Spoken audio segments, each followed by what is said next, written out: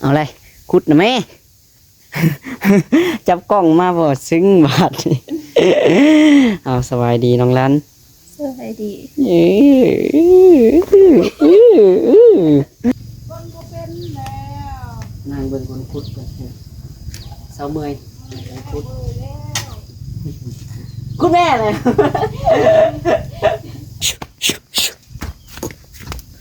คอยกินก้าโอ้พี่น้องโดนแม่ด่าแท้ไอ้ชิวชิวชิวโอ้แท้ดุแท้เอิ้นว่าขุดน้อยสิก็ย่องนะ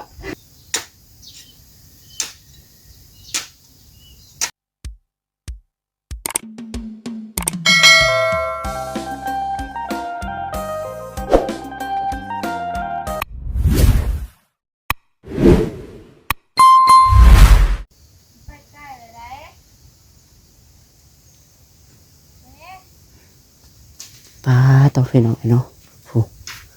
สีมาแต่ได้ป่านนี้เนาะเบิ่งแต่บรรยากาศพี่น้องเอ้ย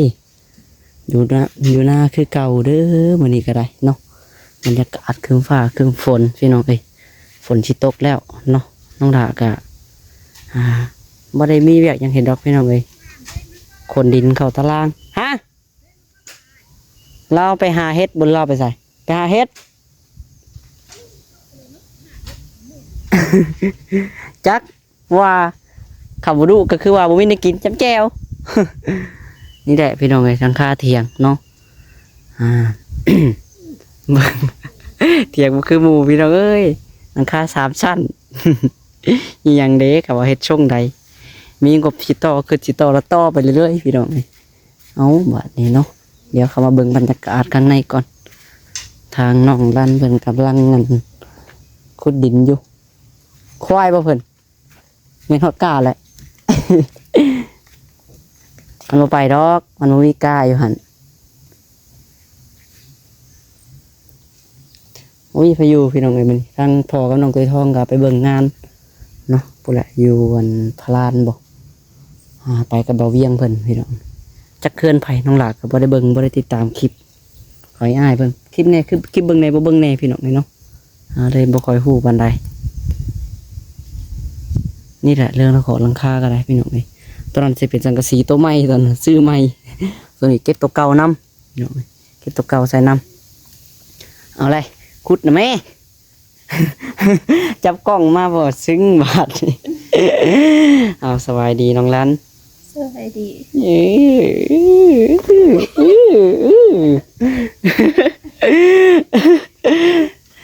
วันนี้มียังเฮ็ดแล้ววะข้าวทันว่าวันนี้ ขุดนะแม่เพิ่นมันควายลงกาเนี่ย ทางนั้นแม่เพิ่นไปหาเฮ็ดไปน้องหรือว่าไปหาหวายหาขุดหวายบ่ขุดจิรอจังไปนั่นแหละเนาะน้องหลาเอาดินเข้าตารางแล้วก็เอาน้องลั่นทางไปบ่ส่งพูนพี่น้องอยู่ตรงหน้าพูสิเพิ่นนั่นปั่นคันหนองซาคันหนองซาขาดพี่น้องทางแลพุดฝนตกแต่ปีกายนี่เนาะหากสิมาป่านไปนี่บ้านดินมันอ่อนแล้วเด้ฝนตกเลยพากันป่านมัน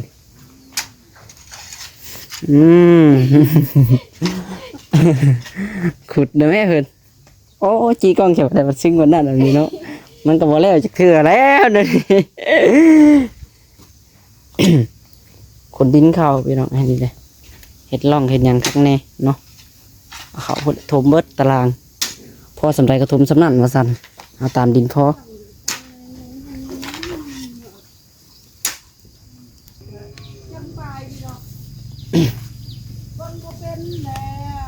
นั่งเบิ่งคนขุดกันเศร้าเมื่อยขุดแม่เลยแต่ต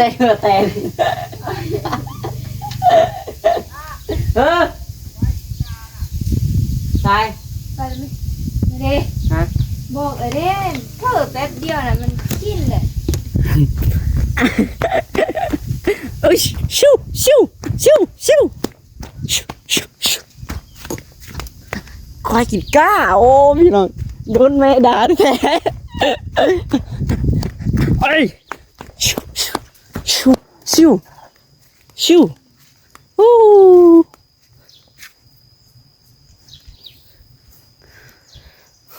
ควายกินก้าว่าซั่นก้าก็กำลังสิโป่งพี่น้องเอ้ยนี่เด้บอลโป่งบอลบ่โป่งก้าก็ได้ ควายน้องหลาเองพี่น้องเอ้ยผูกกับ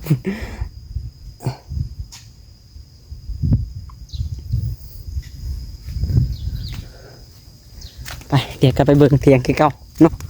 เบิ่งทางเมียเพิ่น ทางหลานขุดดิน ไอ้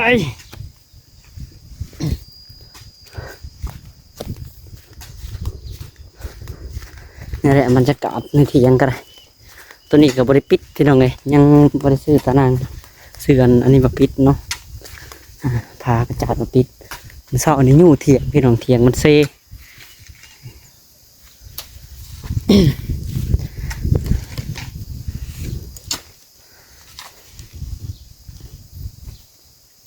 คุด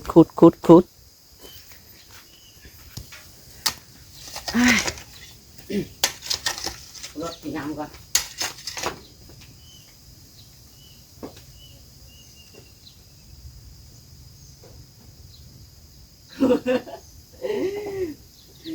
เอฟซีกำลังย่องอยู่เกินเอฟซีเด้กำลังย่องพี่น้องเอ้ยย่องน้องรันเพิ่นย่องน้องรันขยันแท้ดุแท้เอิ้นว่ะขุดหน่อยเอฟซีกำลังย่องนะเอฟซีย่องว่าบ่ขุด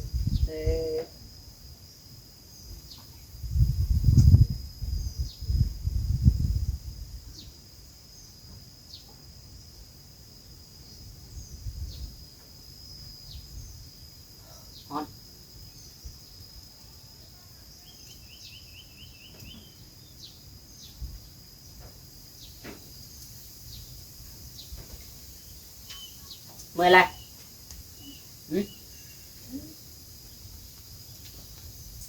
คนนี้ก็ไปแล้วเมื่อยเลย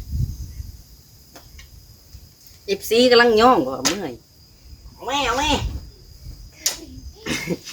ทำไมไม่ขึ้นเพื่อนตัว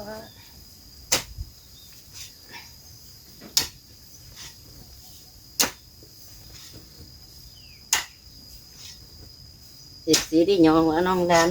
ดุแท้ขยันแท้เห็นไหมตัวที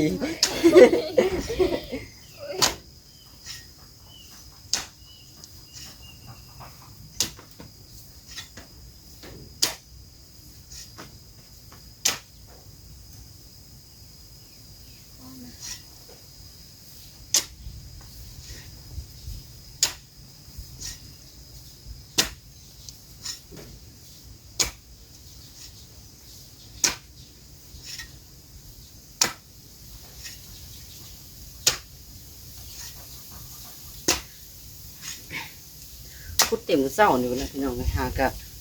มาตั้งกล้องถ่ายคลิป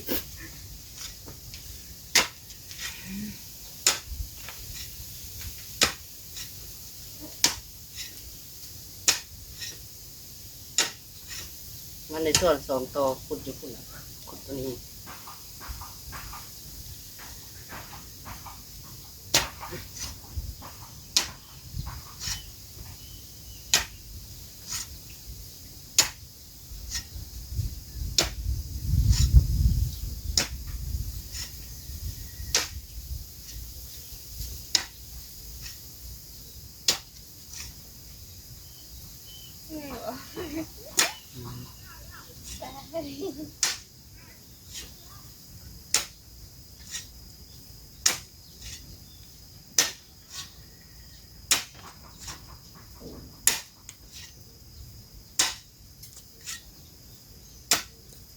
ใ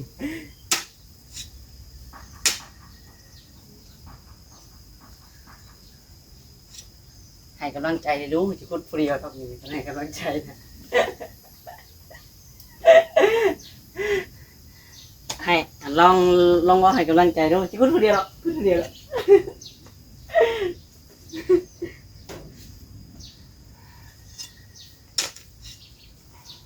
ให้กำลังใจกับบ่ให้เนาะให้คุดน้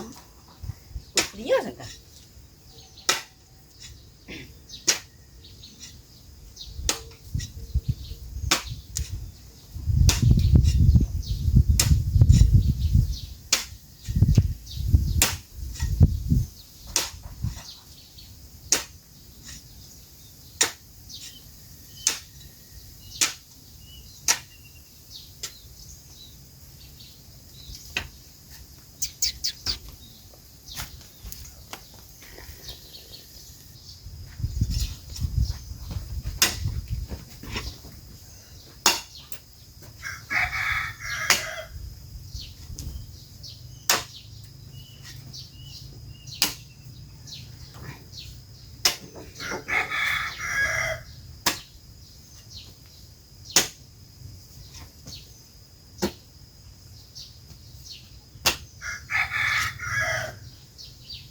มานะแม่เพิ่น แป๊บนึง มานั่งอยู่พี่มานั่งอยู่ข้างใดนะ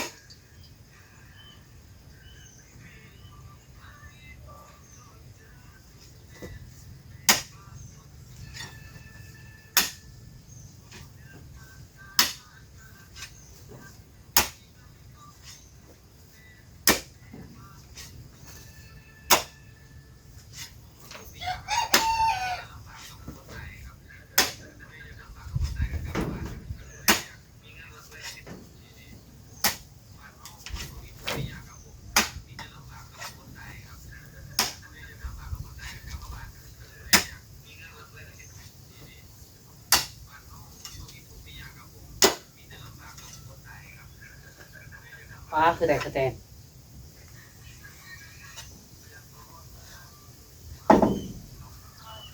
พอนะ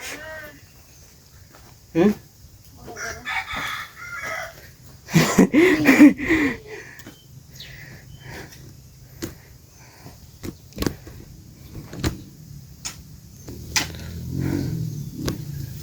กูเปลี่ยนกูเปลี่ยนมือเลย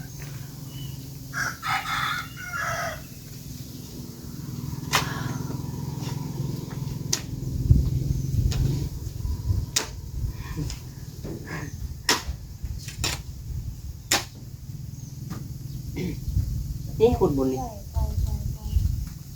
นอนเตียนอนตื่นเลยเนี่ย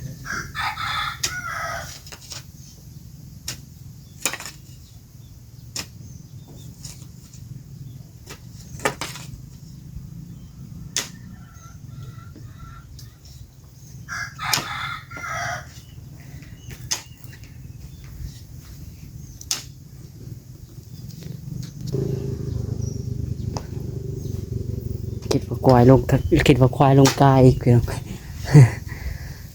ตัวแตกแตนคุดแล้วมันเหลือเช้าสมัยเห็นบทตัวนี้กันเลย ตอนนี้เบิดละยังใจหัวน้อยนึงกองนี้พี่น้องนี่ยังอยู่เดี๋ยวมันยังคอยคุดเข้าไปเบิดมือนะมันให้มันแล้ว คันมันสิแล้วได้ละคอยเฮ็ดไป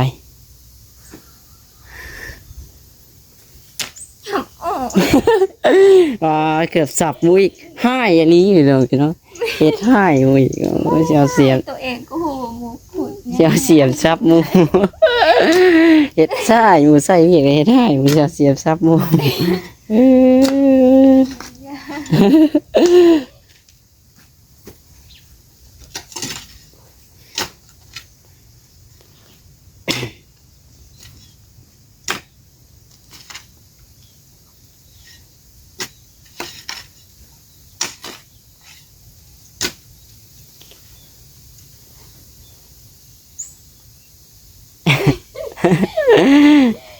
ไฟบอกให้ข้ามเอวนี่โยคุด เอ้ามันเมื่อยคำเอวบ่ได้หรอมันเมื่อยเนาะ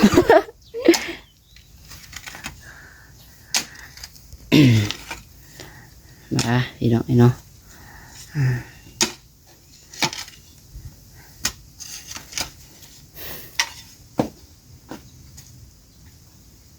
เป็นจังได้ความรู้สึก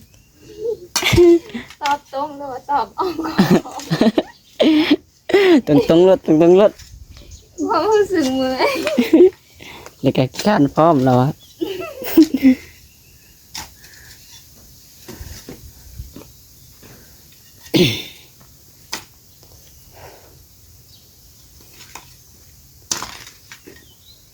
ทั้งเมย์กับน้องวีบูยูไปหากิน